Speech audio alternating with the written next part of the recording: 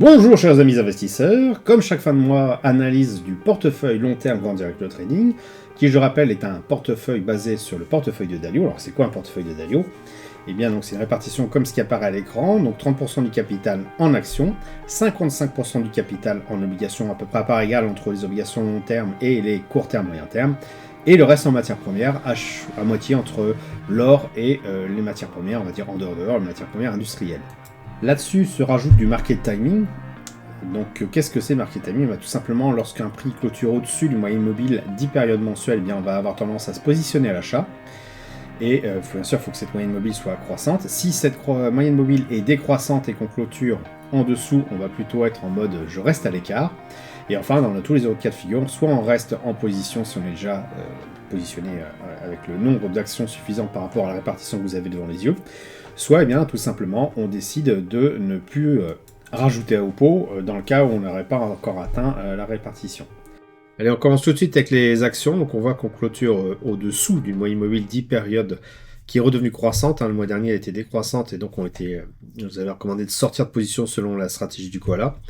Là, on n'entre pas à nouveau en position parce qu'on est toujours en dessous d'une moyenne mobile, certes croissante, mais toujours en dessous. Et donc, il faudrait vraiment qu'on repasse bien au-dessus et que ça reste vert pour que cette moyenne mobile 10 périodes fasse office de signal d'entrée. Et à chaque fois, bien sûr, on entre en position doucement, pas en une seule fois, contrairement à la sortie qui doit être relativement assez rapide. Donc, eh bien, on reste en dehors du marché pour ce mois-ci, selon cette stratégie du koala, et on attend des jours meilleurs. Concernant les obligations long terme, on est toujours aux fraises, disons-le franchement, on clôture en dessous du moyen mobile 10 périodes décroissantes. Donc on reste cash là aussi sur ce type de titre.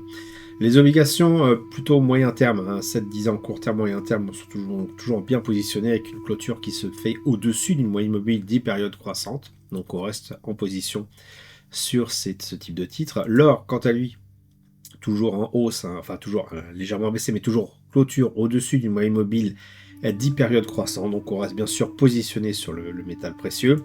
Concernant tout ce qui est matière première industrielle en dehors de l'or, eh bien on voit qu'on clôture sous la moyenne mobile 10 périodes décroissantes, donc on reste là encore en dessous, en dehors de ce type de titre.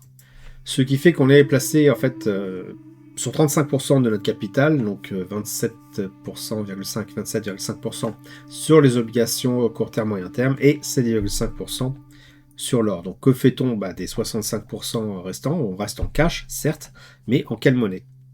Alors, on va regarder ça tout de suite. Si on regarde l'euro par rapport au dollar, on voit que l'euro est mieux positionné puisqu'on clôture au-dessus de la moyenne mobile 10 périodes croissante. Donc a priori l'euro serait mieux que le dollar. Si on regarde maintenant l'euro et le franc suisse, eh bien on clôture en dessous de la moyenne mobile 10 périodes décroissantes. Ça veut dire que c'est plutôt le franc suisse qui est bien positionné. Une dernière petite vérification, USD CHF, on voit là encore que le CHF est plus fort avec une clôture en dessous de la moyenne mobile 10 périodes décroissante. Donc clairement, la monnaie qui vous reste, donc les 65%, est vraisemblablement plus intéressante à conserver en francs suisses. Voilà, j'espère que vous avez apprécié cette vidéo. Si c'est le cas, merci de laisser un pouce pour m'encourager à continuer. Abonnez-vous à la chaîne YouTube pour ne rater aucune nouvelle publication. Je vous dis merci et à bientôt sur le blog. Quand j'ai commencé le trading, ce n'était pas pour gagner des millions d'euros, me pavaner en voiture de luxe à Dubaï et vivre une vie de jet set. Bien au contraire. Mon objectif était tout autre. C'était avant tout de pouvoir être serein. Pas besoin d'être millionnaire pour ça. Non, moi je voulais juste être autonome et ne dépendre de personne pour faire mes choix de vie. Ce que je voulais, c'était pouvoir aller en bord de mer, me balader dans la forêt, me réchauffer au coin du feu dans ma petite maison, sans avoir à craindre de ne pas pouvoir payer le prochain loyer. Un objectif simple, puissant, et réellement atteignable à la fois. Cet objectif, je suis en train de l'atteindre. J'ai ma petite maison pas très loin de la mer, elle est payée, elle ne coûte pas très cher en entretien. Mon activité de trading me fournit une partie de ce dont j'ai besoin pour vivre. Pour le reste, j'ai encore une activité professionnelle, mais elle me sert plus à épargner qu'à vivre. Si vous souhaitez savoir comment je m'y prends pour gagner de l'argent avec le trading, je vous invite à vous inscrire sur le blog.